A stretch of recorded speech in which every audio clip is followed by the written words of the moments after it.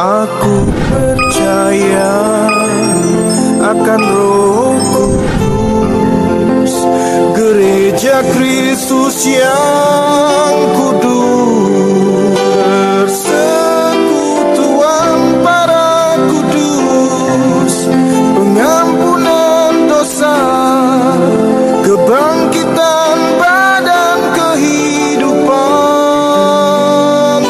yang kekal.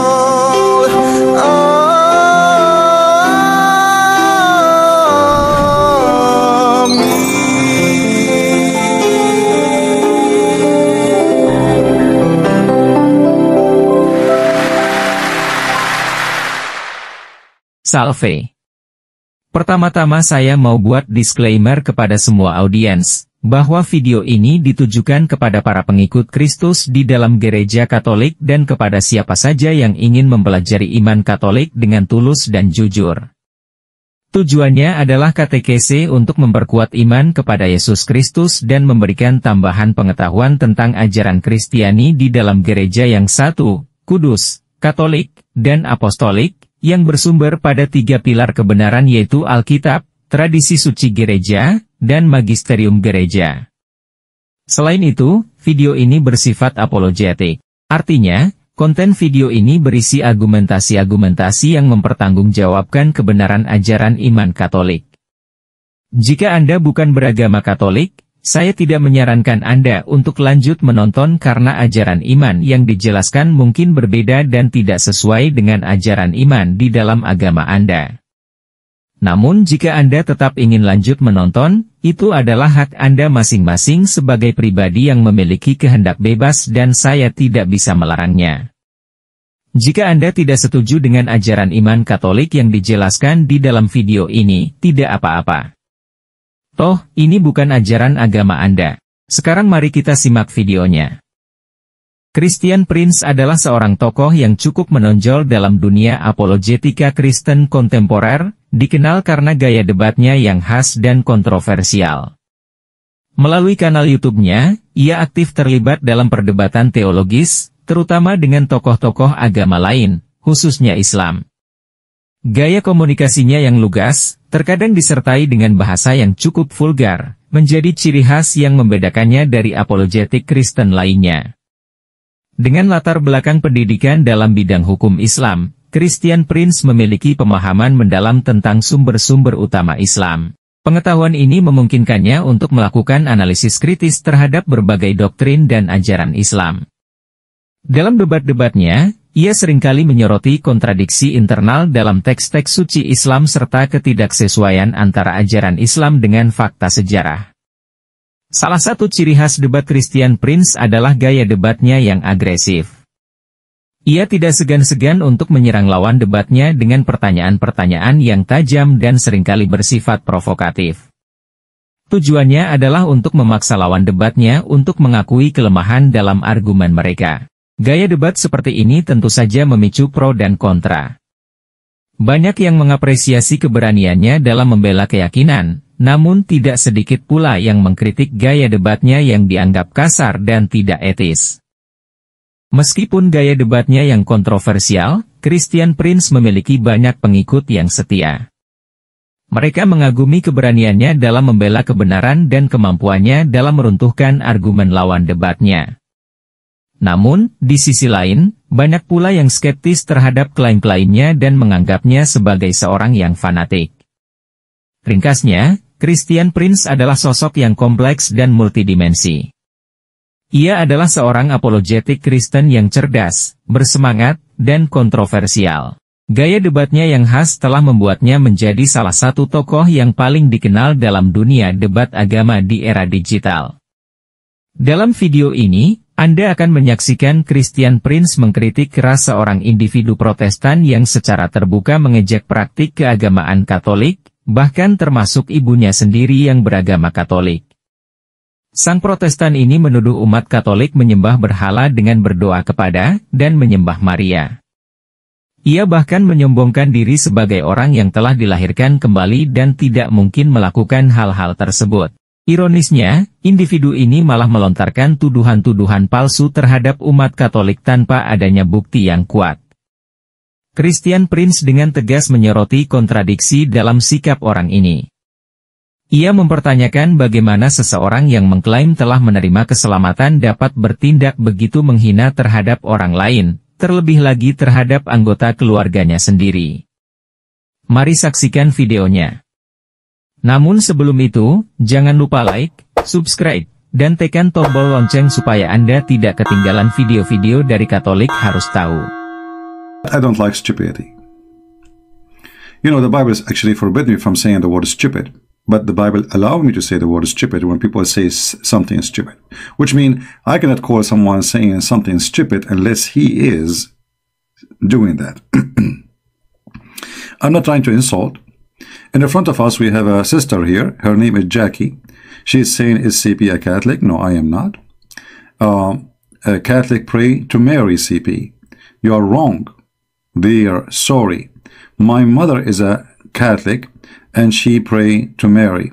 I'm born again Christian and I do not pray to Mary.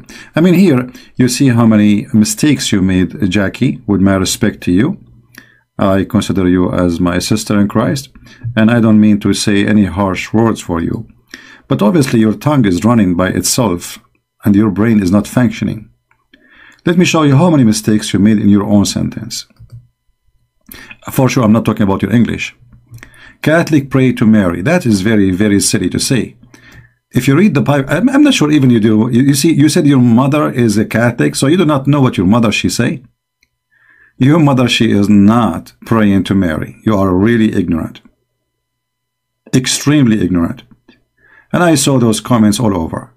Let us go to the prayer which the Catholic they say. Or let us say the prayer you are saying they pray to Mary. And then everybody will be laughing at you. And if you are a person who believes read the Catholic they pray to Mary, take a moment and laugh at you after you read with me carefully. This is the problem actually I see always, even when we study Islam or anything. I mean, people, their mouth run by itself. It's like a special organ. There's no control of it. The brain is not there. The tongue is just going all over the place and like blah, blah, blah, blah. This is the prayer which you are talking about, and your mother she pray. Hail Mary, full of grace, the Lord is with thee. Blessed art thou among women, and blessed is the fruit of the womb, Jesus. Okay, hold on. But isn't it this is what the Bible says?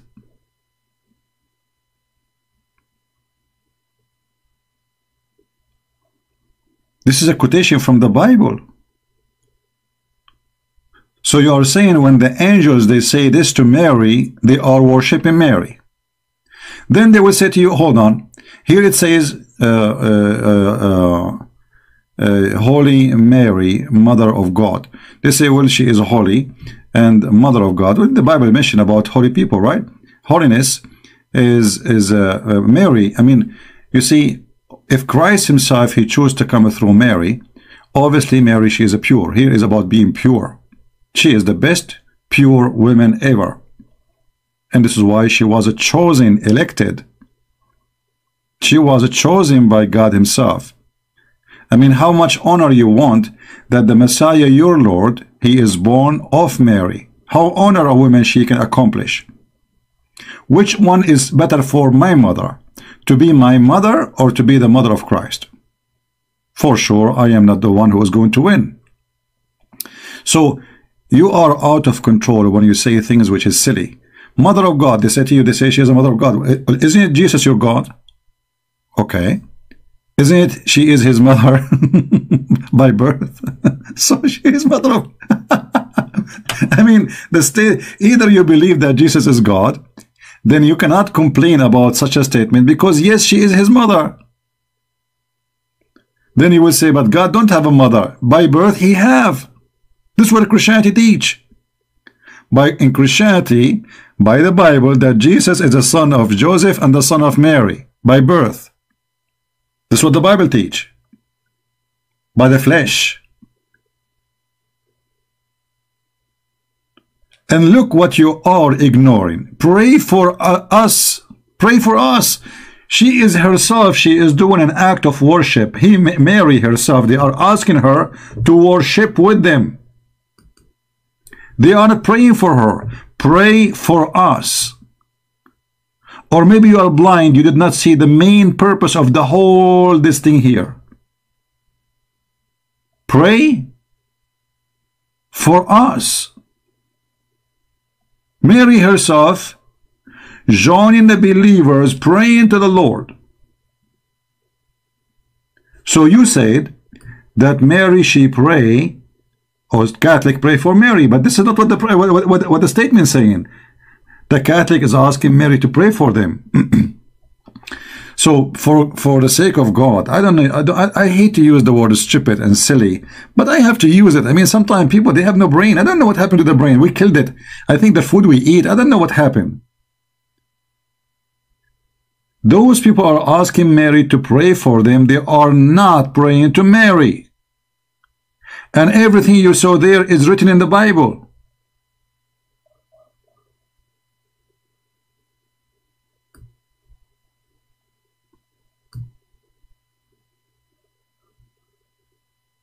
And look what you said. I am born again a Christian. I don't pray to Mary. That's very stupid to say. What? First, they don't pray to Mary, and they don't want to worship Mary, and there's no single Catholic worship Mary, consider her as divine God. That is very silly and very false statement. Shame on you to be Christian and to say, you see, I will not allow a Catholic to say a lie against the Protestant, but I will not allow you to say a lie against the Catholic. And you know, I think the problem is that from the Catholic Church, there's people who say things which is not a truth or not true about the Protestant, and from the Protestant there's a lot of people saying lies about the Catholic. So whoever those people who they are doing that to each other, they are not practicing Christianity, because Christianity teaches you to be truthful, honest, and don't fabricate lies. So if you want to say something against the Catholic you don't like, okay, say it, but be truthful. As an example, me myself, I don't like people to pray in front of an icon.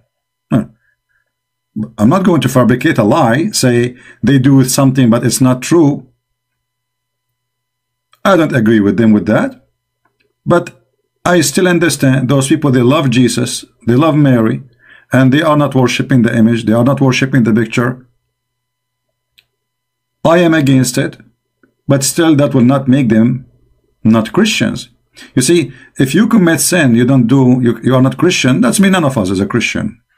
So let us say, for the sake of argument, praying in front of an icon is a sin. But somehow this sin is really, I mean those people, they are good people. Look, they love Jesus. This is what they are doing. So when they practice something, even that what you call it sin, it is noble. The purpose of it is something noble. So I don't agree with it, but for them, by the way, they have tons of argument to prove that this is true, this is the right way to do it. So if I don't agree with them, doesn't mean they are wrong. For me, I believe there's no need for that, because the Bible says don't make images for what up in heaven and down in earth.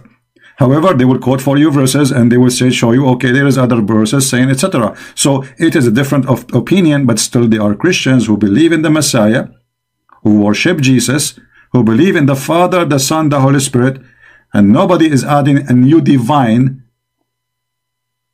to the scriptures.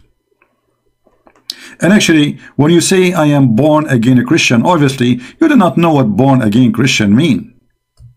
Born again Christian, what does have to do with praying to Mary? And even though, as I showed you, they don't pray to Mary.